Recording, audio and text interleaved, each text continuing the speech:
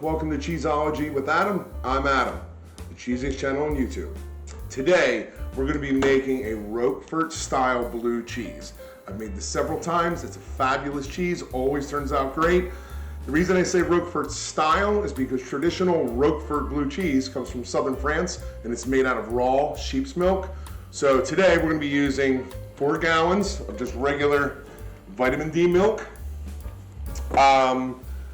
couple packets of C21 buttermilk culture, and you can get all these the other ingredients I'm about to show you can get on the link within the description.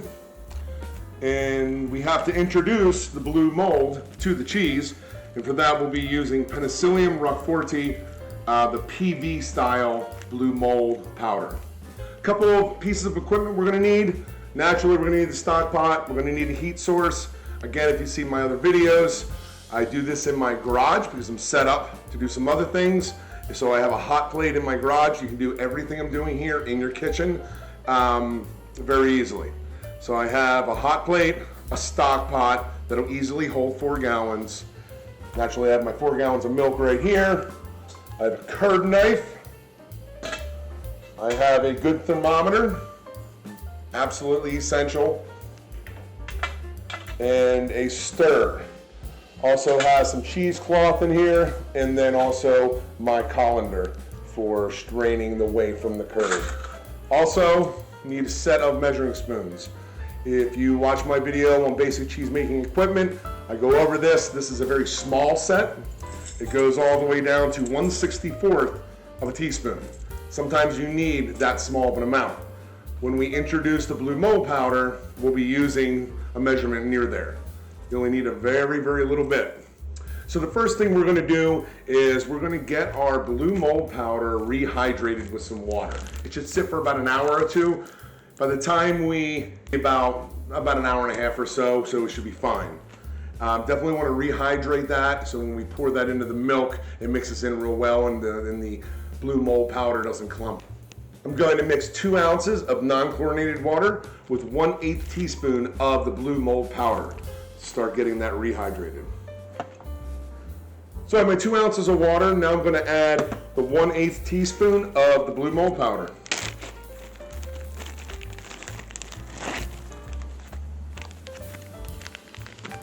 You want to store blue mold powder and also any other bacteria cultures that you use for cheese making in your freezer. Keeps it fresh longer and prolongs the life. So I've added the blue mold powder. I'm going to mix it around. As you can see, that's become a green color. That's exactly how it should look. We're going to let that rehydrate while we start processing the milk. When we're making cheese, we want to make sure everything is sanitized. I use a sprayer with some food grade sanitizer spray. Just give my equipment a little bit of a spray just to make sure it's all sanitized. So what we're going to do now is we're going to add our milk, and then we're going to add a teaspoon of calcium chloride. What that does, it helps with curd formation. If you're using pasteurized milk like I am here, the curd formation isn't as good as it would be with raw milk. So calcium chloride helps with that. Again, you never want to use ultra pasteurized or the curd won't form at all or very, very little, and it will not turn out and you won't be able to process it. Now that the milk's in, we're going to add a teaspoon of calcium chloride. This and the other ingredients I went over can be purchased at the link I provided in the description of this video.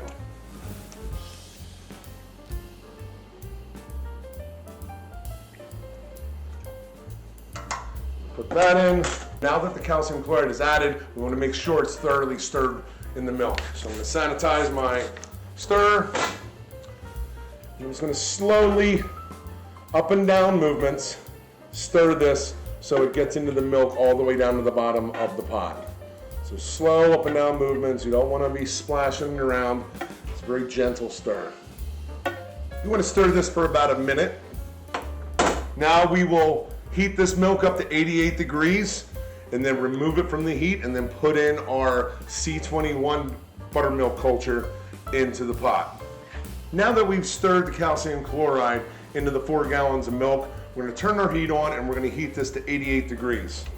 We want to put our thermometer in the pot so we can consistently monitor this. It's very important that you keep track of the temperature. You do not want to go over the recommended temperature when processing. A couple different reasons for that. I found out the hard way in my early days of cheese making. 5 degrees makes a difference. So this particular cheese will go up to 88. We'll remove it from the heat source so it doesn't keep heating. Put in the buttermilk culture, C21, and then we'll put the lid on and we'll let that sit for 90 minutes. Every so often I like to give the milk an up and down stir just to make sure the milk is heating evenly throughout. Why is Christmas the cheesiest holiday? Because of Jesus. My milk is now at 88 degrees. What I'm going to do is I'm going to turn off the heat source and I'm going to remove it so it doesn't keep heating up. We want to keep it at 88. Now what I'm going to do is I'm going to put in my C21 buttermilk culture. I have 2 packs of this I'm putting in. And what we want to do is sprinkle this on top. It's a powder. We want to sprinkle this on top, all over the top, and then wait about a minute or 2, let it rehydrate, and then we'll mix it in. It's important to let it rehydrate or it'll clump up on you within the milk. Once I stir the buttermilk culture into the milk, we're going to add our blue cheese powder that we rehydrated. Just give that a brief stir, and then we're going to let it sit at 88 degrees for 90 minutes. Now that we have that mixed in, just give our blue cheese powder that's rehydrated a little swirl, and then we're going to dump that in. Now we want to mix that up a little bit. Slow up and down movements. Now in a moment when I'm done stirring this, we want to put the lid on, we'll take the thermometer out, put the lid on so the heat can be trapped in there because we want to keep it as close to 88 degrees as possible for 90 minutes. So I'm going to remove the thermometer, I'm going to put my lid on, and you can just put a towel over this as long as you have it off your burner. Drape a towel over it or wrap it in a towel. I happen to have something else that I use. It's just a neoprene jacket that I just wrap around the pot just to help retain the heat within the pot. You want to let this sit undisturbed for 90 minutes now. All right, now that we have let the bacteria culture sit for 90 minutes, I'm going to add rennet. What we want to do for this 4-gallon batch, take a half a cup of chlorinated water, non-chlorinated water, and add animal rennet. Again, you can buy this from the link you can access in the description of the video. We want to take a half teaspoon of animal rennet, put it in the non-chlorinated water, and we just want to mix it up a little bit. This just dilutes it. You want to dilute it before putting it in. What animal rennet is, it's an enzyme naturally found in calf stomachs. What it does is coagulates milk when they drink it from their mother. The reason that happens is so the milk just doesn't pass through very fast. It coagulates, stays in the calf longer, and they get more of the nutrients. What we're using it for is to coagulate the milk to separate the whey from the curd. The curd is going to be our cheese. I'm going to remove this neoprene sleeve. I'm going to be putting that back on in a minute. We want to add the rennet. We want to mix it from top to bottom with our stir so the rennet mixes in with all of the milk. I just do it very nice and slow just to get it in there. Now that the rennet is mixed in, we want to put the lid back on. You're going to put your towel back over your pot or whatever you're using just to kind of try to insulate it a little bit so it retains the heat. And we're going to let that set for 75 minutes. Okay, now it's been 75 minutes. We have let the rennet set for that 75 minutes to firm up the curd. I'm going to I'm going to remove this neoprene jacket. Again, I'm just using this because it's easy. At home, you can just throw a towel over the pot or wrap the pot. So we've gone 75 minutes plus 90 minutes with the pot off of the heat source. And I can feel it still feels pretty warm. So it probably dropped a couple degrees, that's okay. We're gonna bring it back up to 88, but yeah, it should be perfectly fine the way it is. The next thing we're gonna do is we're gonna cut and dry the curds. What I mean by that is we're going to first see if we have a good formation of curd. And then if we do, we're gonna cut vertical and horizontal lines through the curd, kind of like a checkerboard, about 3/4 of an inch wide, as uniform as possible. And then from there, we'll let the curd rest a little bit so those cuts heal rather. And then from there, we'll start doing some stirring of the curds to dry them out. But I'll go through that step by step. First, I'm gonna move the camera and show you how I'm gonna check to make sure the curd has formed correctly and how we cut the curd. I'm gonna take my curd knife and I'm gonna make a small slit right in the middle. And then I'm gonna make a sideways slit on top of that slit. And I'm just gonna twist the curd knife a little bit. And you see how there's separation there? Let me do it this way so you can see. See how there's separation? It's exactly what we want. So now what I'm gonna do, I'm gonna drop the curd knife in all the way. Just go back, from front to back. I can feel with the resistance that there's good curd formed in this pot. So that's wonderful. Exactly what we want. Trying to make these as uniform as possible so that they're the same size. Now I've gone vertical. I'm gonna go horizontal now across this and make like a checkerboard. I can tell just by the way the curds are separating from each other. You can see that little piece right there.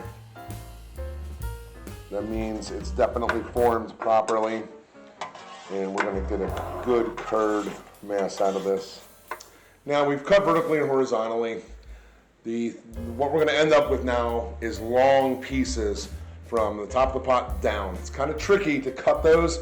I just kind of go on an angle as much as possible because you don't want to just cut it vertical and horizontal because you still have long pieces. You want these actually to be individual pieces about 3/4 of an inch. So I'm just going to try to cut on an angle a little bit. And when we start stirring, I'll show you we can break up the curd a little bit. Thing is, you don't want to break up the curd too much.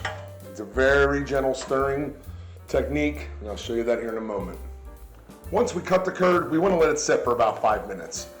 The slices that I've made throughout this curd mass, we want those slices to heal a little bit, or else we'll lose, or they'll also break up more than we want once we start stirring. While we're in that 5-minute period, we want to put the pot back on the heat source because we're going to need to bring it back up to 88 degrees slowly over about 10 minutes. I'm going to set that there. I'm not going to turn on the heat yet, but I can see where we are as far as temperature. See how much we've dropped. Okay, it looks like mine has dropped to about 83 degrees. Not bad. We started out at 88, so we dropped 5 degrees over about 2.5 hours or so, 2 3/4 hours. So that's good. We'll just give it another minute for the curd to heal, and then we will turn on the heat, get it back up to 88 degrees, and start stirring slowly. Now we want to make sure we stir very slow. We don't want to break it up into little super tiny pieces. When it's going to end up breaking up, especially if you're using pasteurized milk from the store, it's going to end up breaking up to a degree, but we want to try to be as careful as possible. We want to make sure that we try not to break it up as we stir it. It's been about 5 minutes. I'm going to start stirring this. I only have to go up a couple degrees, so I'm going to put the heat on real low, and over about 10 minutes, the pot is back on the heat. I have it on, and I only have to go up a few degrees. So this is the initial stir. We want this to be about 10 minutes long. I'm going to show you how slow we go. As you see all those curds that are breaking apart? That's wonderful.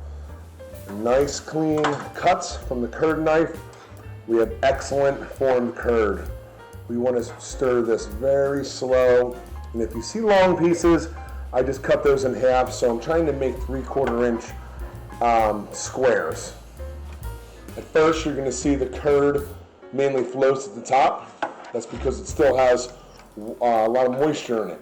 We dry the curds to get rid of some of that moisture. For this cheese, we do want moisture in the curds, but we have to take some out. By doing what I'm doing here, by bringing the temperature back up to 88 degrees and stirring, you're actually drying the curds out. And as you see, after just a little bit of stirring, when I stop, they'll start to sink. That's because they're losing moisture, which is a good thing. That's what we want. As you can see, I'm going very slow. I don't want to just pulverize this curd and bust it into tiny little pieces. You're going to see that will happen to a degree, but we don't want to help that process. So I'm just continuing to stir the curd very, very slow. You can even take pauses in this. We'll do 2 more cycles of stirring before we start draining the whey off, or before we put it in the form. And you'll see I take pauses because you don't have to keep stirring continuously. If you do, it'll dry out too much. Blue cheese is not a pressed cheese. It presses on its own weight. So you flip it within a form, this is an 8-inch diameter form, several times, and it compresses more and more each time. If we were pressing a cheese like a cheddar or something else or another cheese that's pressed, and the curds were too dry, they actually won't meld together. I've had that happen in the past. So understanding the proper curd moisture really takes some getting used to. But I can tell you, it's the biggest thing is not drying them out too much. My curd has reached 88 degrees again. Again, it was only a few degrees down from sitting out for about 2 3/4 hours, something like that, which is good. So I'm back to 88. I'm going to take it off. We will not, this cheese will not be any hotter than the 88 degrees. Actually, it won't be back on the heat source at all. So now what we want to do is we want to stir this for about another 10 minutes and just very, very slowly. And after 10 minutes, we're going to remove about 1/4 of the whey. You'll see when you stop stirring, the curds will actually sink down below the liquid level because they're drying out. This is exactly what it should look like. This is one of my favorite cheese, probably my favorite cheese that I make. This 4-pound wheel of blue cheese, Roquefort style blue cheese. Absolutely fabulous, ready to eat in about 2 months. It really comes out well. As I'm stirring, still seeing a few big pieces, so I'm just slicing those with my stir, just so the curds are more uniform. You're gonna see by this point, they're not square, flat-sided shapes anymore. They are breaking up, which is fine. We just don't want it to break up too much. So when you see that, you can go a little slower, or you can take a little break for a minute and then start again. It doesn't have to be continuous stirring. It can be intermittent.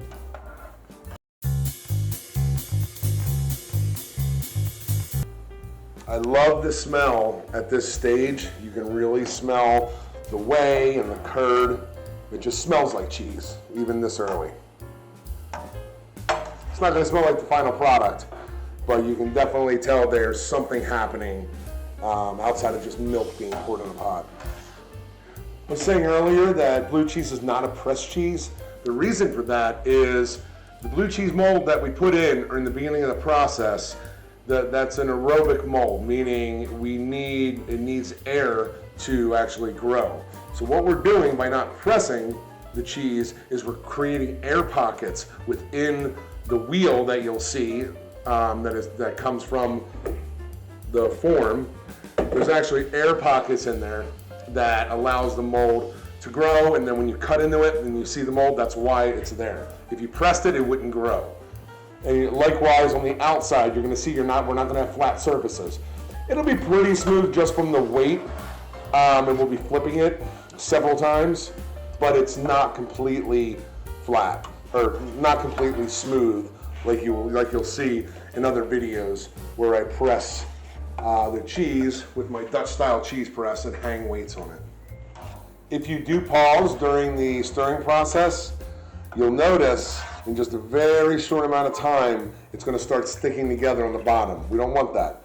We're going to make sure that those pieces are kind of separated, but we'll have a better chance to do that once we put it, once we start draining it, either in our colander or for this cheese. I'm actually not going to use my colander. I have a little tub that I drilled a couple holes in, and I have cheesecloth that I lay in there. The reason I'm doing that is because we want to spread this curd out so it's not stuck together and it still drains. In a colander, it kind of all sits in a ball. I just like that process better. I've done it in a colander. You just need to break it up with your fingers, not a big deal. But that's just the way I like to do this cheese. Again, you can do everything I'm doing, you can do right in your kitchen. That's the way I made cheese for years before I started doing it in my garage. So what we're going to do now is remove about 1 liter of the whey. From stirring it, the curds have dried out some, and just from me stopping stirring, all I see is basically liquid. So that's because the curds are drying out, so now they're getting heavier, they don't have that buoyancy, and they're sinking to the bottom. So remove some of the whey. You'll see some things floating around in there, that's fine. Just a couple pieces. You can take a little bit more. Okay, it's about 1 liter. Now we want to stir for another 10 minutes. Very slowly.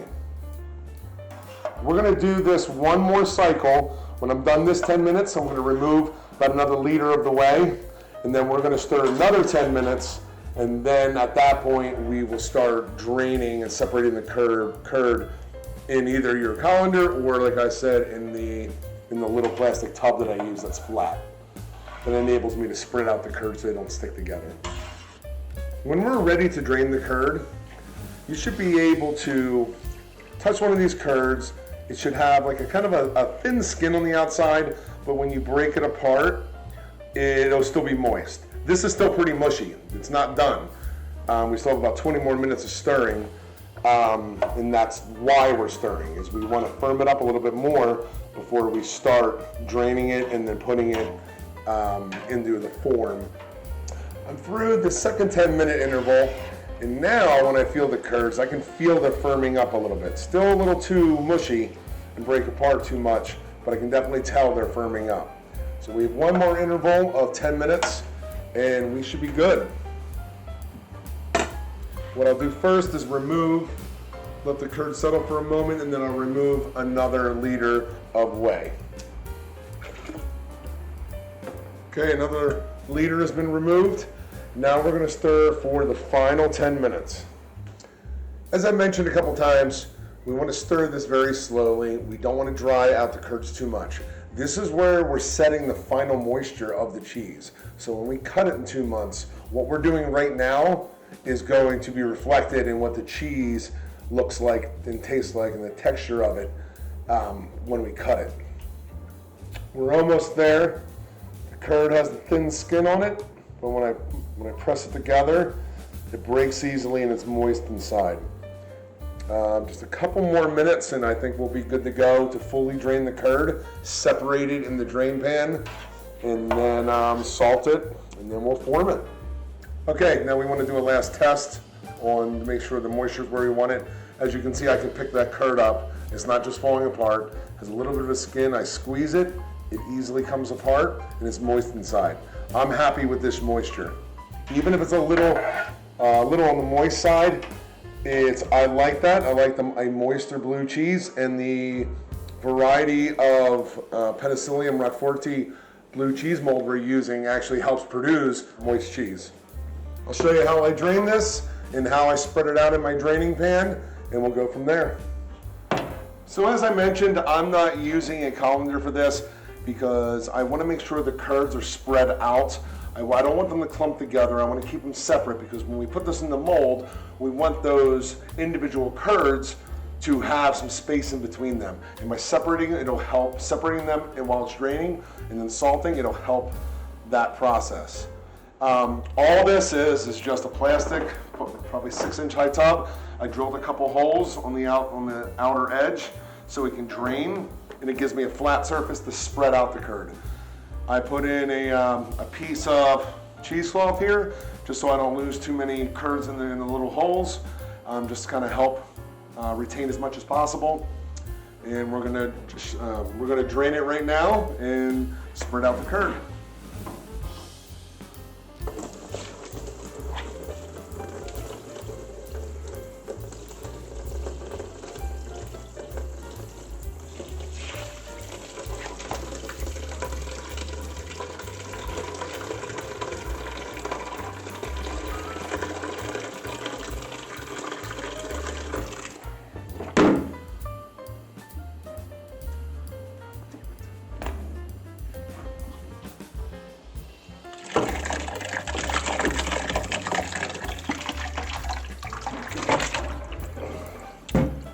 Okay, that's a lot of curd.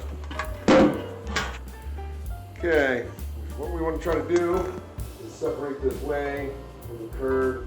I'm just going to pull the cheesecloth up a little bit here so it can help consolidate the curd and try to get rid of some of this liquid.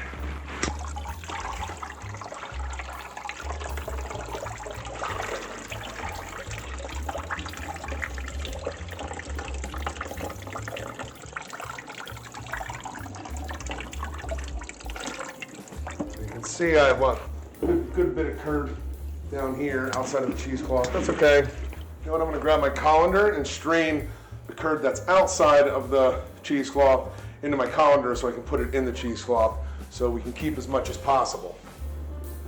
Most of that whey out. We have the curd in the cheesecloth here. Now what we want to do is make sure it's not lumped together like this. We just want to break it up a little bit. I'm gonna fluff it. At this point, I'm gonna add 3 teaspoons of salt. This will help separate the curd, or keep the curd separate a little bit. Now we just want to kind of work that in a little bit.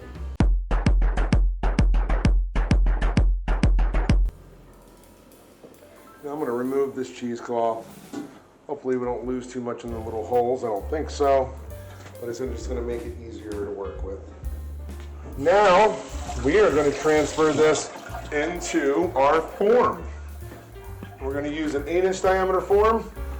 You can purchase this through the link in the description of this video. And when we put this in here, we want to break this up a little bit.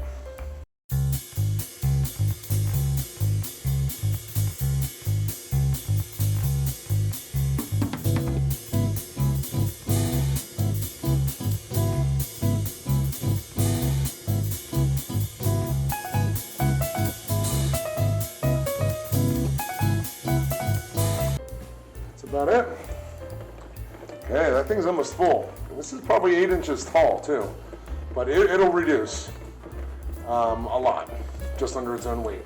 So just want to make sure it's kind of flat on top. And now we want to put it on a draining surface.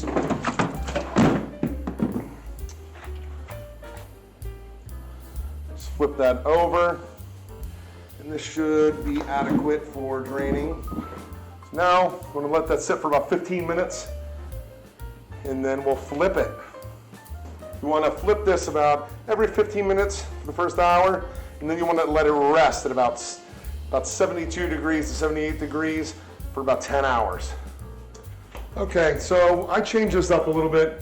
I got my draining tray from my cheese press, put something under it so it drains right into my sink. This is the table that's been in front of me. I just moved it over to my sink.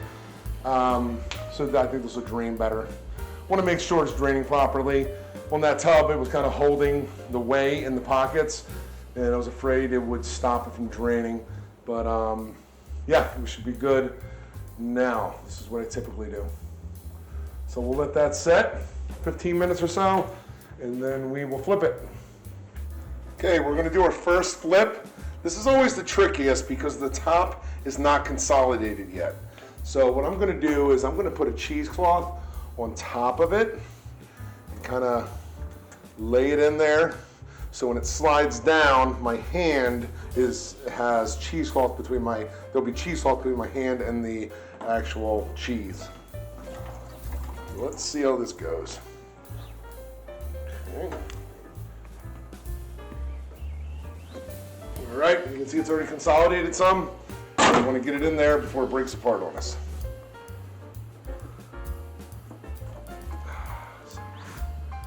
Okay, did my best to try to keep it together. I left the cheesecloth in there so it's easy to get out. When the next time I flip it, the cheesecloth out so it's not making creases in the surface. It probably is doing that a little bit right now, but that's okay. It'll work out. All right, another 15 minutes has gone by. You can see it's still releasing whey. That's excellent. Now we're gonna flip this again. And this time I'm gonna get rid of the cheesecloth that's in here. Look at that. It's looking great. Okay. We're gonna let this drain for about another 15 minutes. And then I'm gonna flip it again.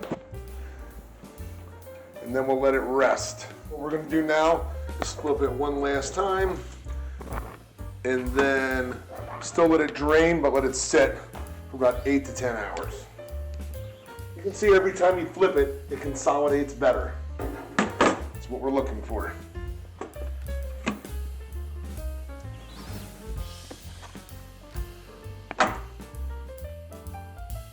Hello everyone, it's the next morning. I've let the cheese set draining overnight, about 8 to 10 hours. What I used, I have it off to the side here. I just have a little draining pan that has an opening, and I just have it on the edge of the table draining into a bucket.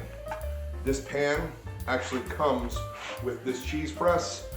Don't need the cheese press, like I said, because we're not pressing this cheese. We want air pockets within this cheese so the blue mold can grow. So now what we want to do, I'm just going to flip it one more time. It should be pretty easy because it's pretty consolidated. Oh yeah, look at that. Beautiful. Flip it one more time. So what we're going to do now is we want to put this cheese in an area that's 60 to 65 degrees. Reason we want to do that is we want to slow down the bacteria activity and stop the acid production. It's morning time now. I'll put it in an area that's that temperature. Probably leave it there till later this afternoon or so. And then I'll dry salt, but I'll show you that here shortly.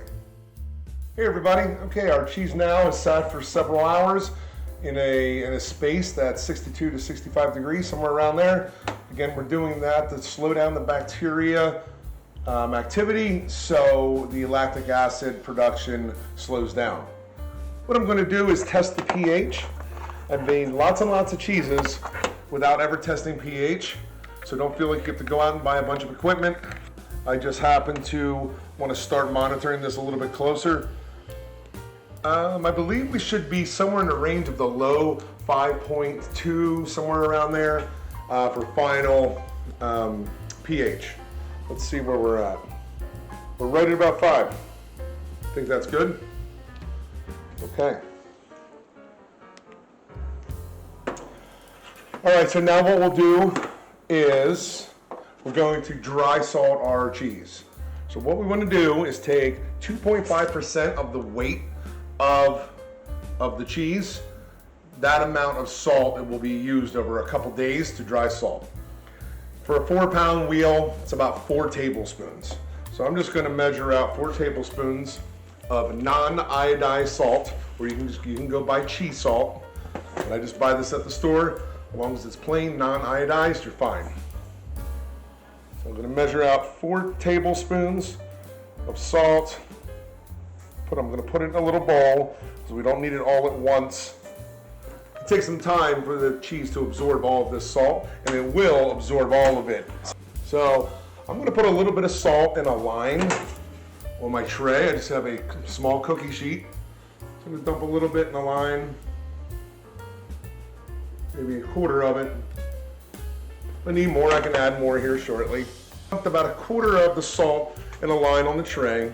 Now I'm gonna take the curd, give it one more dump into the bucket, still releasing a lot of whey. I'm gonna take the curd, or the cheese that we formed. And that looks absolutely fabulous. So it should be pretty consolidated on the flat sides, which it is, because of the weight of the cheese itself. And we still have pockets along the side. It's exactly what we want. It's great.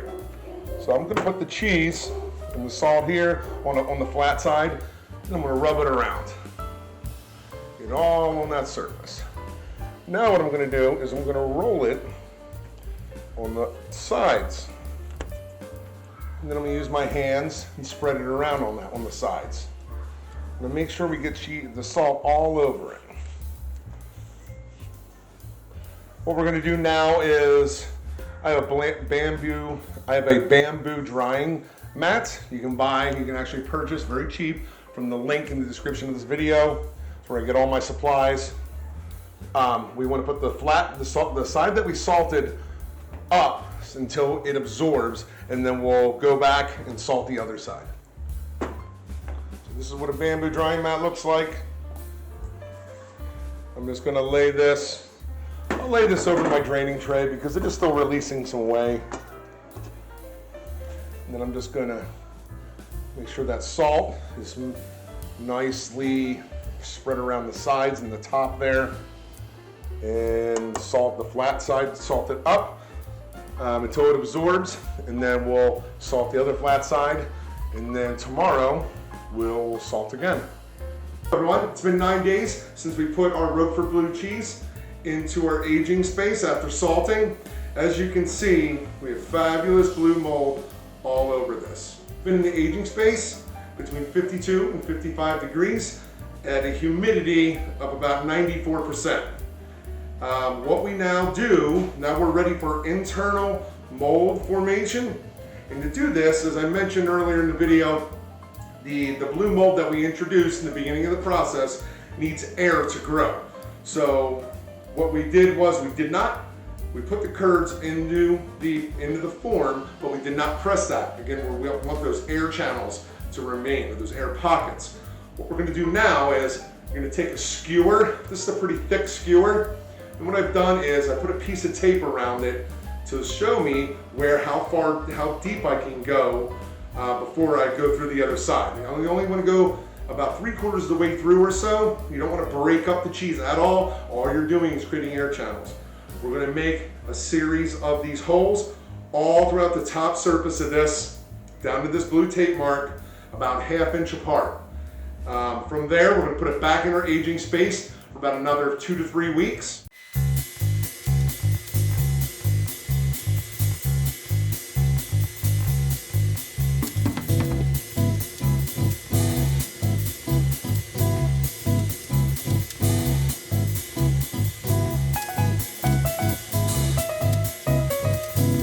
After that, we're going to take the cheese out of our aging space at the same humidity, same temperatures I just mentioned.